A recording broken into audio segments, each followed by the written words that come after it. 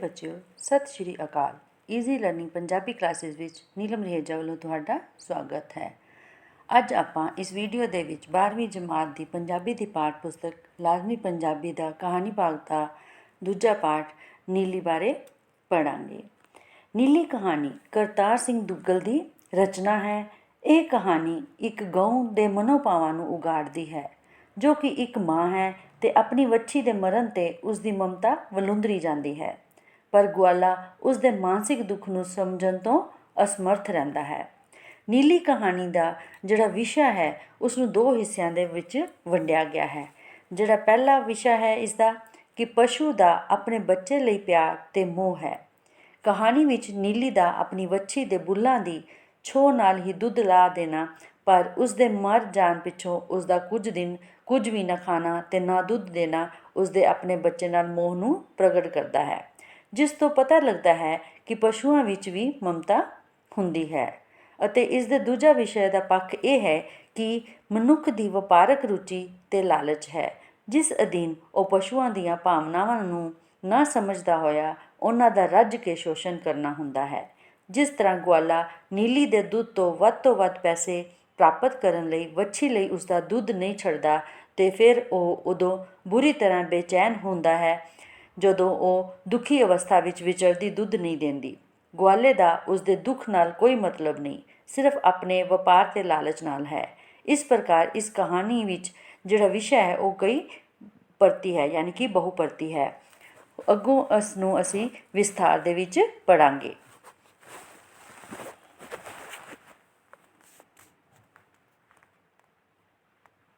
ਕਹਾਣੀ ਜਿਹੜੀ ਕਿ ਕਰਤਾਰ ਸਿੰਘ ਦੁੱਗਲ ਜੀ ਵੱਲੋਂ ਲਿਖੀ ਗਈ ਹੈ ਉਸ ਨੂੰ ਹੁਣ ਅਸੀਂ ਵਿਸਥਾਰ ਦੇ ਵਿੱਚ ਪੜ੍ਹਾਂਗੇ।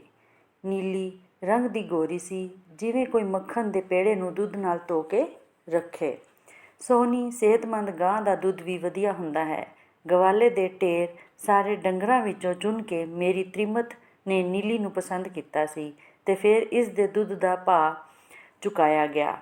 ਭਾਅ ਮਤਲਬ ਰੇਟ। ਹਰ ਰੋਜ਼ ਸਵੇਰੇ ਗਵਾਲਾ ਨੀਲੀ ਨੂੰ ਸਾਡੇ ਲੈ ਆਉਂਦਾ ਸੀ ਤੇ ਸਾਹਮਣੇ ਮਹਿੰਦੀ ਦੇ ਬੂਟੇ ਹੇਠ ਖਲੋਤੀ ਉਹ ਗਾਗਰ ਭਰ ਕੇ ਤੁਰ ਜਾਂਦੀ। ਹਰ ਰੋਜ਼ ਸਵੇਰੇ ਪਹਿਲੇ ਨੀਲੀ ਆਉਂਦੀ, ਫਿਰ ਗਵਾਲਾ ਆਉਂਦਾ। ਸਿਰ 'ਤੇ ਚਾਰੇ ਦੀ ਟੋਕਰੀ ਚੁੱਕੀ ਨੀਲੀ ਦੇ ਸਾਹਮਣੇ ਚਾਰਾ ਰੱਖਦਾ, ਉਹਦੇ ਪਿੰਡੇ 'ਤੇ ਹੱਥ ਫੇਰਦਾ ਤੇ ਫਿਰ ਦੁੱਧ ਚੋਣ ਬੈਠ ਜਾਂਦਾ। ਫਿਰ ਗਾਗਰ ਵਿੱਚ ਧਾਰਾਂ ਦਾ ਸੰਗੀਤ ਸੁਣਾਈ ਦੇਣ ਲੱਗ ਪੈਂਦਾ। ਜਿਤਨਾ ਚਿਰ ਗਵਾਲਾ ਦੁੱਧ ਚੋਂਦਾ ਰਹਿੰਦਾ, ਨੀਲੀ ਟੋਕਰੀ ਵਿੱਚੋਂ ਦਾਣੇ ਵੜੇਵੇ ਖਲੀ ਆਦਿ ਚਾਰਾ ਖਾਂਦੀ ਰਹਿੰਦੀ। ਦੁੱਧ ਦਾ ਭਾਅ ਚੁਕਾਉਣ ਵੇਲੇ ਇਸ ਤਰ੍ਹਾਂ ਦਾ ਚੰਗਾ ਚਾਰਾ ਖਵਾਉਣ ਦੀ ਸ਼ਰਤ ਤੈਅ ਹੋਈ ਸੀ ਤੇ ਕਦੀ ਕਦੀ ਮੇਰੀ ਤ੍ਰੀਮਤ ਉਚੇਚਾ ਜਾ ਕੇ ਟੋਕਰੀ ਵਿੱਚ ਵੇਖ ਲੈਂਦੀ। ਗਵਾਲਾ ਆਪਣਾ ਇਕਰਾਰ ਪੂਰਾ ਕਰ ਰਿਹਾ ਸੀ ਕਿ ਨਹੀਂ, ਚੰਗੀ ਖੁਰਾਕ ਡੰਗਰ ਨੂੰ ਮਿਲੇ ਤੇ ਦੁੱਧ ਚੰਗਾ ਹੁੰਦਾ ਹੈ, ਵਿੱਚੋਂ ਮੱਖਣ ਚੋਖਾ ਨਿਕਲਦਾ ਹੈ। ਹਰ ਰੋਜ਼ ਸਵੇਰੇ ਨੀਲੀ ਆਉਂਦੀ, ਤਾਵਲੀ ਤਾਵਲੀ। ਤਾਵਲੀ ਤਾਵਲੀ ਮਤਲਬ ਜਲਦੀ ਜਲਦੀ। ਕਦੀ ਮੈਂ ਸੋਚਦਾ ਉਸ ਨੂੰ ਮਸਾਲੇਦਾਰ ਚਾਰਾ ਖਾਣ ਦੀ ਕਾਹਲ ਹੁੰਦੀ ਹੈ, ਕਾਹਲ ਮਤਲਬ ਜਲਦੀ ਹੁੰਦੀ ਹੈ। ਕਦੀ ਮੈਂ ਸੋਚਦਾ ਉਸ ਨੂੰ ਦੁੱਧ ਦੇ ਕੇ ਸੁਰਖਰੂ ਹੋ ਜਾਣ ਦੀ ਖੁਸ਼ੀ ਹੁੰਦੀ ਹੈ। ਨੀਲੀ ਨਿੱਤ ਆਉਂਦੀ, ਕਦੀ ਜਦੋਂ ਅਸੀਂ ਅਜੇ ਸੋ ਰਹੇ ਹੁੰਦੇ, ਕਦੀ ਜਦੋਂ ਅਸੀਂ ਸੋ ਕੇ ਉੱਠ ਰਹੇ ਹੁੰਦੇ, ਕਦੀ ਜਦੋਂ ਅਸੀਂ ਸੋ ਕੇ ਉੱਠ ਚੁੱਕੇ ਹੁੰਦੇ। ਮਲਕੜੇ ਆਉਂਦੀ, ਪਿੱਤਲ ਦੀ ਗਾਗਰ ਵਿੱਚ ਧਾਰਾਂ ਦਾ ਨਗਮਾ ਛੇੜ ਕੇ ਤੁਰ ਜਾਂਦੀ। ਨੀਲੀ ਜਿਹੜੀ ਹੈ ਇਹ ਗਾਂ ਦਾ ਨਾਂ ਹੈ। ਕਈ ਮਹੀਨੇ ਇੰਝ ਗੁਜ਼ਰ ਗਏ। ਫਿਰ ਇੱਕ ਰੋਜ਼ ਸੁਣਿਆ ਨੀਲੀ ਅੱਜ ਲੱਤ ਮਾਰ ਗਈ ਹੈ। ਨਵੀਂ ਹੋਈ ਨੂੰ ਵੀ ਤੇ ਕਿਤਨੇ ਦਿਨ ਹੋ ਚੁੱਕੇ ਸਨ। ਬਹੁਤ ਦਿਨ। ਖੈਰ ਸਾਨੂੰ ਨੀਲੀ ਦੀ ਉਡੀਕ ਨਹੀਂ ਕਰਨੀ ਪਈ। ਹੁਣ ਨੀਲੀ ਵੀ ਆਉਂਦੀ, ਪਿੱਛੇ ਨੀਲੀ ਦੀ ਵੱਛੀ ਵੀ ਆਉਂਦੀ। ਨਿਰੀ ਪੂਰੀ ਨੀਲੀ ਦੀ ਸ਼ਕਲ, ਗੋਰਾ ਗੋਰਾ ਰੰਗ, ਮਲੁਕੜੀ ਜਿਹੀ ਚਮੜੀ। ਮਲੁਕੜੀ ਮਤਲਬ ਬੜੀ ਜ਼ਰਾ ਸੌਫਟ ਨਰਮ ਨਰਮ ਚਮੜੀ। ਲੰਮੀ ਫੁੰਮਣਦਾਰ ਪੂਛ, ਸ਼ਰਮਾਕਲ ਸ਼ਰਮਾਕਲ ਲੱਖ ਲਾਜਾਂ ਭਰੀਆਂ ਅੱਖੀਆਂ। ਮੇਰੀ ਤ੍ਰੀਮਤ ਦੀ ਦੁੱਧ ਦੀ ਲੋੜ ਜਿਵੇਂ ਨੀਲੀ ਦੇ ਦੁੱਧ ਦੇਣ 'ਤੇ ਨਿਰਭਰ ਹੋ ਗਈ ਸੀ। ਜਿਤਨਾ ਨੀਲੀ ਇੱਕ ਵੇਲੇ ਦਾ ਦੁੱਧ ਦਿੰਦੀ, ਸਾਰਾ ਅਸੀਂ ਖਰੀਦ ਲੈਂਦੇ। ਵਸੇ ਵਸੇ ਕਿਸੇ ਹੋਰ ਡੰਗਰ ਦਾ ਦੁੱਧ ਸਾਡੇ ਘਰ ਨਹੀਂ ਵੜਦਾ ਸੀ ਤੇ ਅੱਜ ਕੱਲ੍ਹ ਮੇਰੀ ਤ੍ਰੀਮਤ ਮੁੜ ਮੁੜ ਗਵਾਲੇ ਨੂੰ ਕਹਿੰਦੀ, ਭੈੜਿਆ, ਇਸ ਵੱਛੀ ਨੂੰ ਵੀ ਕੁਝ ਛੋੜਿਆ ਕਰ, ਬੜੀ ਵਧੀਆ ਗਾਂ ਬਣੇਗੀ। ਪਰ ਗਵਾਲਾ ਆਪਣੀ ਮਰਜ਼ੀ ਕਰਦਾ।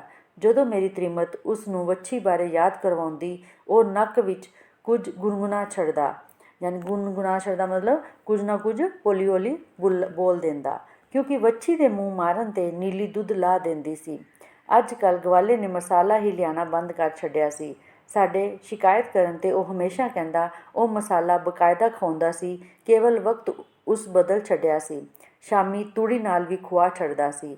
ਮੇਰੀ ਤ੍ਰੀਮਤ ਖਪਦੀ ਰਹਿੰਦੀ ਮਤਲਬ ਹਰ ਵਕਤ ਕਲਪਦੀ ਰਹਿੰਦੀ। ਇਸ ਗੱਲ 'ਤੇ ਖੱਪ ਹਟਦੀ ਕਿ ਦੁੱਧ ਅੱਜ ਕੱਲ੍ਹ ਪਾਣੀ ਵਰਗਾ ਸੀ, ਅਤੇ ਕਦੀ ਇਸ ਗੱਲ 'ਤੇ ਖੱਪਣ ਲੱਗ ਪੈਂਦੀ ਕਿ ਗਵਾਲਾ ਵੱਡੀ ਲਈ ਚੂਲੀ ਦੁੱਧ ਵੀ ਨਹੀਂ ਪਹੁੰਚਾਉਂਦਾ ਸੀ। ਵੱਛੀ ਲਈ ਯਾਨੀ ਕਿ ਵੱਛੀ ਵਾਸਤੇ ਉਹ ਥੋੜ੍ਹਾ ਜਿਹਾ ਦੁੱਧ ਵੀ ਨਹੀਂ ਸੀ ਛੱਡਦਾ। ਵਿਚਾਰੀ ਬੇਜ਼ਬਾਨ ਹੱਡੀਆਂ ਦੀ ਮੁੱਠ ਨਿਕਲਦੀ ਆ ਰਹੀ ਸੀ। ਗਵਾਲਾ ਕਹਿੰਦਾ ਨੀਲੀ ਵੱਛੀ ਲਈ ਦੁੱਧ ਛੁਪਾ ਕੇ ਰੱਖ ਲੈਂਦੀ ਏ ਅਤੇ ਪਿੱਛੋਂ ਉਸ ਨੂੰ ਪਿਲਾਉਂਦੀ ਹੈ, ਅਤੇ ਹਮੇਸ਼ਾ ਮੁੜ ਥਣਾਂ ਨੂੰ ਧੂਸਾ ਮਾਰ ਰਹੀ ਵੱਛੀ ਵੱਲ ਇਸ਼ਾਰੇ ਕਰਕੇ ਸਾਨੂੰ ਝੂਠੀਆਂ ਕਰਨ ਦੀ ਕੋਸ਼ਿਸ਼ ਕਰਦਾ। ਅਖੀਰ ਉਹੀ ਗੱਲ ਹੋਈ, ਵੱਛੀ ਮਰ ਗਈ। ਅਗਲੇ ਰੋਜ਼ ਗਵਾਲਾ ਨਿੱਕਾ ਜਿਹਾ ਮੂੰਹ ਲੈ ਕੇ ਆਇਆ। ਪਿਛਲੀ ਰਾਤ ਵੱਛੀ ਮਰ ਗਈ ਸੀ ਅਤੇ ਨੀਲੀ ਨੇ ਨਾ ਕੁਝ ਖਾਧਾ ਸੀ ਅਤੇ ਨਾ ਹੀ ਕੁਝ ਪੀਤਾ ਸੀ। ਇੱਕ ਦਿਨ ਦੁੱਧ ਦਾ ਨਾਗਾ ਹੋਣਾ ਸੀ। ਮੇਰੀ ਤ੍ਰੀਮਤ ਦੰਦ ਕਰੀਚ ਕੇ ਰਹਿ ਗਈ। ਉਸਨੂੰ ਪਤਾ ਸੀ ਗਵਾਲਾ ਵੱਛੀ ਨੂੰ ਜਾਣ ਕੇ ਮਾਰ ਰਿਹਾ ਸੀ।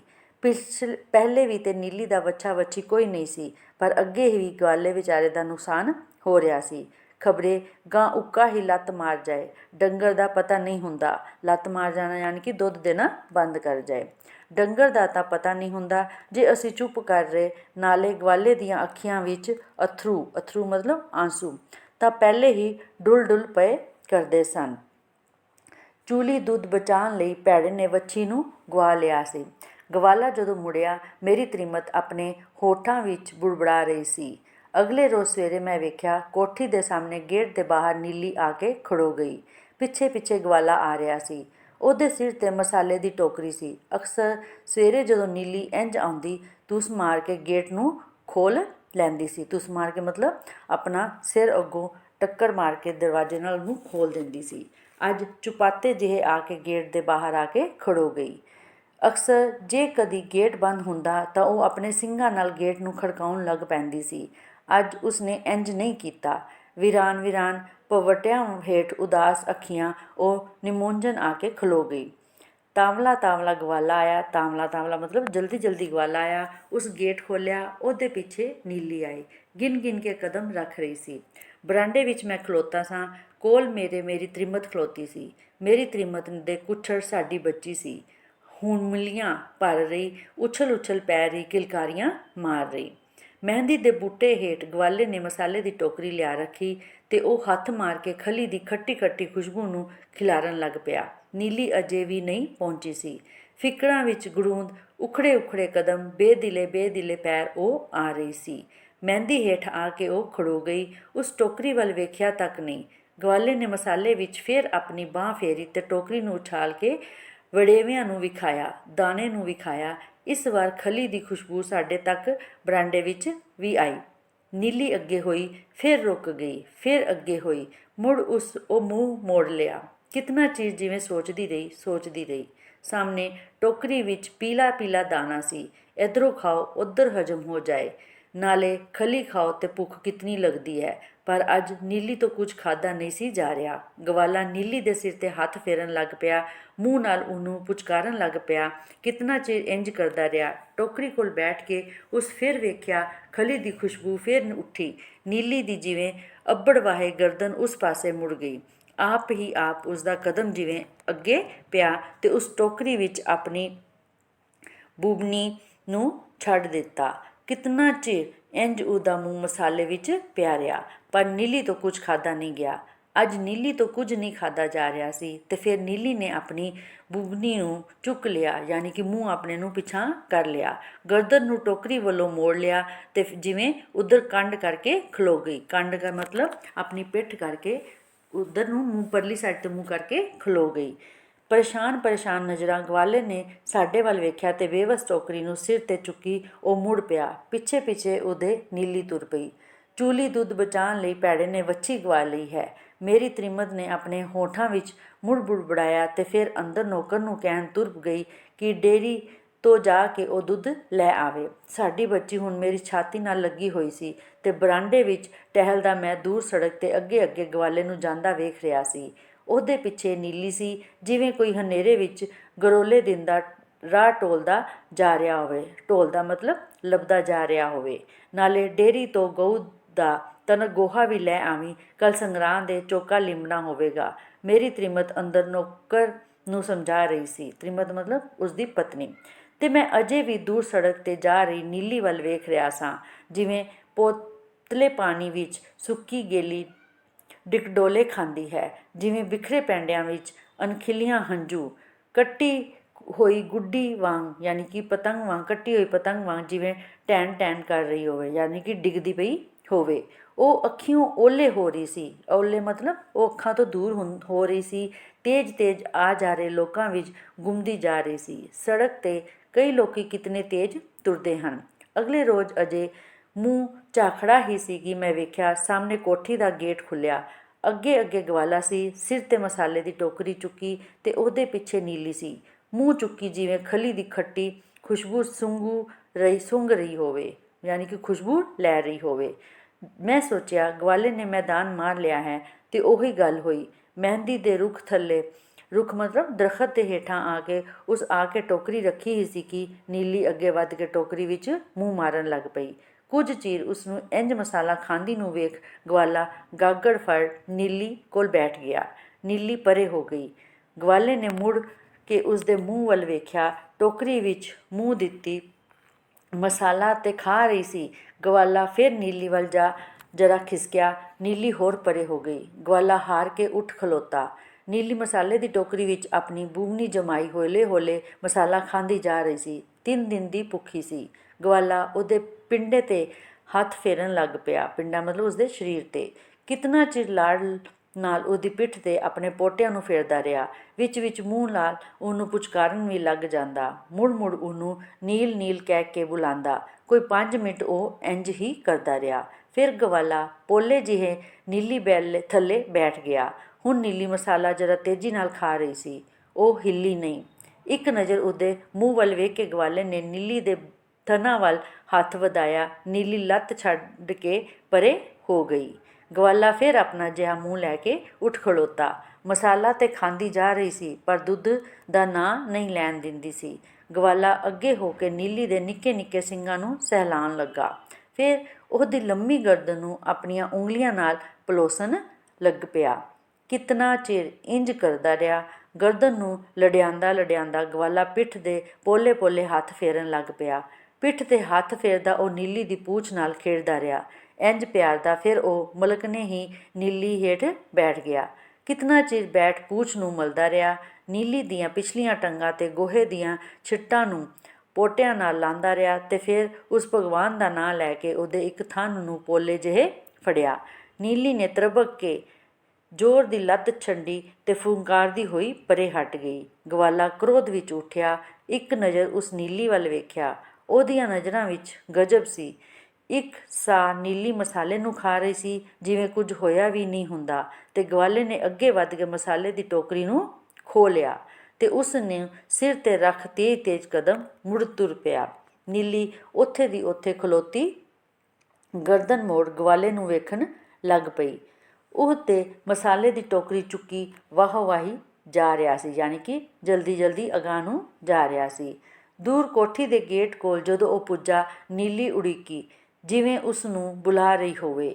ਗਵਾਲੇ ਨੇ ਪਰਵਾਹ ਨਹੀਂ ਕੀਤੀ। ਜਦੋਂ ਹੱਥ ਵਧਾ ਕੇ ਉਹ ਗੇਟ ਨੂੰ ਖੋਲ੍ਹਣ ਲੱਗਾ, ਨੀਲੀ ਨੇ ਫਿਰ ਉੜੀਕ ਕੇ ਜਿਵੇਂ ਉਹਨੂੰ ਬੁਲਾਇਆ। ਗਵਾਲਾ ਗੁੱਸੇ ਵਿੱਚ ਕੋਠੀ ਤੋਂ ਬਾਹਰ ਚਲਾ ਗਿਆ। ਕਿਤਨਾ ਚਿਰ ਉਂਝ ਹੀ ਉਹ ਮਹਿੰਦੀ ਹੇਠ ਖਲੋਤੀ ਬੂਬੀ ਚੁੱਕੀ ਨੀਲੀ ਗੇਟ ਵੱਲ ਵੇਖਦੀ ਰਹੀ, ਜਿਵੇਂ ਗਵਾਲੇ ਨੂੰ ਉਡੀਕ ਰਹੀ ਹੋਵੇ। ਵਿੱਚ ਵਿੱਚ ਨੀਲੀ ਕਦੀ ਕਦੀ ਉਡੀਕਦੀ, ਜਿਵੇਂ ਗਵਾਲੇ ਨੂੰ ਆਵਾਜ਼ਾਂ ਦੇ ਰਹੀ ਹੋਵੇ, ਜਿਵੇਂ ਨੀਲੀ ਉਹਨੂੰ ਕਹਿ ਰਹੀ ਹੋਵੇ, ਮੇਰੇ ਮਾਲਕ, ਤੈਨੂੰ ਕਿਉਂ ਨਹੀਂ ਸਮਝ ਆਉਂਦੀ? ਅਜੇ ਤੇ 2 ਦਿਨ ਨਹੀਂ ਹੋਏ ਮੇਰੀ ਬੱਚੀ ਨੂੰ ਮੋਇਆ। ਮੇਰੀ ਕੁੱਖੋਂ ਜਾਈ ਮੈਥੋਂ ਖੋਹ ਲਈ ਗਈ ਹੈ ਮੇਰੇ ਅੰਦਰ। ਹਾਏ, ਉਹਦੀ ਯਾਦ ਵਿਸਾਰਿਆਂ ਨਹੀਂ ਵਿਸਰਦੀ। ਇਸ ਪੇਟ ਭੈੜੇ ਦਾ ਕੀ ਕਰਾਂ? ਇਸ ਵਿੱਚ ਤੋਂ ਝੁਲਕਾ ਪਾਣਾ ਹੀ ਹੋਇਆ। ਝੁਲਕਾ ਮਤਲਬ ਖਾਣ ਪੀਣ ਵਾਸਤੇ ਕੁਝ ਨਾ ਕੁਝ ਇਸ ਢਿੱਡ ਦੇ ਵਿੱਚ ਮੈਂ ਪਾਣਾ ਹੀ ਹੈ। ਅੱਜ 3 ਦਿਨਾਂ ਦੀ ਮੈਂ ਭੁੱਖੀ ਪਾਣੀ ਡਿੱਗ ਡੋਲੇ ਪਈ ਖਾਂਦੀ ਹਾਂ, ਯਾਨੀ ਕਿ ਭੁੱਖ ਨਾਲ ਮੈਂ ਡਿੱਗ ਰਹੀ ਹਾਂ। ਤੈਨੂੰ ਕਿਉਂ ਸਮਝ ਨਹੀਂ ਆਉਂਦੀ? ਇਹਨਾਂ ਥਣਾਂ ਨੂੰ ਮੇਰੀ ਲਾਡਲੀ ਦੇ ਪੋਲੇ ਪੋਲੇ ਹੋਂਠ ਜਦੋਂ ਲੱਗਦੇ ਸਨ ਅਤੇ ਆਪਣੇ ਆਪ ਹੀ ਮੇਰਾ ਦੁੱਧ ਲੈ ਆਉਂਦਾ ਸੀ। ਇੰਝ ਧੁੱਸਾ ਮਾਰਦੀ ਸੀ ਲਾਡ ਵਿੱਚ ਉਹ ਮੇਰੀ ਖੀਰੀ ਨੂੰ, ਤੈਨੂੰ ਨਹੀਂ ਪਤਾ ਮਾਂ ਬੱਚੇ ਦਾ ਕੀ ਰਿਸ਼ਤਾ ਹੁੰਦਾ ਹੈ। ਮੈਂ ਨਹੀਂ ਕਹਿੰਦੀ ਕਿ ਮੈਂ ਉਸ ਨੂੰ ਭੁੱਲਾਂਗੀ ਨਹੀਂ, ਮੈਂ ਉਸ ਨੂੰ ਭੁੱਲ ਜਾਵਾਂਗੀ। ਮੈਂ ਨਹੀਂ ਕਹਿੰਦੀ ਮੈਂ ਹਮੇਸ਼ਾ ਦੁੱਧ ਨਹੀਂ ਦਿਆਂਗੀ, ਮੈਂ ਦੁੱਧ ਦਿਆਂਗੀ। ਪਰ ਕੁਝ ਚਿਰ ਹੋਰ ਤੂੰ ਸਬਰ ਕਰ ਲੈ, ਖਬਰੇ ਇੱਕ ਦਿਨ ਹੀ ਹੋਰ, ਤੇ ਫਿਰ ਮੈਂ ਆਪਣੇ ਦਿਲ ਦੇ ਟੁਕੜੇ ਨੂੰ ਭੁੱਲ ਜਾਵਾਂਗੀ। ਫਿਰ ਮੈਨੂੰ ਆਪਣਾ ਲਾਡ ਚਾਮ ਖਾਲੀ ਖਾਲੀ ਨਹੀਂ ਲੱਗੇਗਾ। ਅੱਗੇ ਪਿੱਛੇ ਮੈਨੂੰ ਇਹ ਹਨੇਰਾ ਹਨੇਰਾ ਨਹੀਂ ਮਹਿਸੂਸ ਹੋਵੇਗਾ, ਤੇ ਫਿਰ ਮਸਾਲਾ ਖਾਂਦੀ ਆਪਣੇ ਧਿਆਨ ਮੈਂ ਦੁੱਧ ਲਾ ਦਿਆ ਕਰਾਂਗੀ। ਮੈਂ ਹੁਣ ਦੁੱਧ ਨੂੰ ਕੀ ਕਰਨਾ ਏ? ਦੁੱਧ ਪੀਣ ਵਾਲੀ ਤੇ ਮੇਰੀ ਤੁਰ ਗਈ। ਤੂੰ ਮੁੜ ਆ, ਇੰਝ ਮੈਨੂੰ ਭੁੱਖਾ ਨਾ ਮਾਰ। ਅੱਗੇ ਥੋੜ੍ਹਾ ਮੇਰੇ ਨਾਲ ਅਨਿਆਂ ਹੋਇਆ ਏ, ਤੂੰ ਮੁੜ ਆ ਮੇਰੇ ਮਾਲਕ। ਕਿਤਨਾ ਚਿਰ ਮਹਿੰਦੀ ਉਹ ਠੇਠ ਉਂਝ ਹੀ ਉਂਝ ਖੜੋਤੀ ਨੀਲੀ ਕੋਠੀ ਦੇ ਗੇਟ ਵੱਲ ਵੇਖਦੀ ਰਹੀ। ਗਵਾਲਾ ਨਹੀਂ ਮੁੜਿਆ। ਬੱਚਿਓ, ਇਹ ਤਾਂ ਸੀਗਾ ਇਸ ਕਹਾਣੀ ਦਾ ਵਿਸਥਾਰ। ਅਗਲੀ ਵੀਡੀਓ ਦੇ ਵਿੱਚ ਆਪਾਂ ਇਸ ਚੈਪਟਰ ਦੇ ਇਸ ਪਾਠ ਦੇ ਪ੍ਰਸ਼ਨ ਉੱਤਰ ਕਰਾਂਗੇ।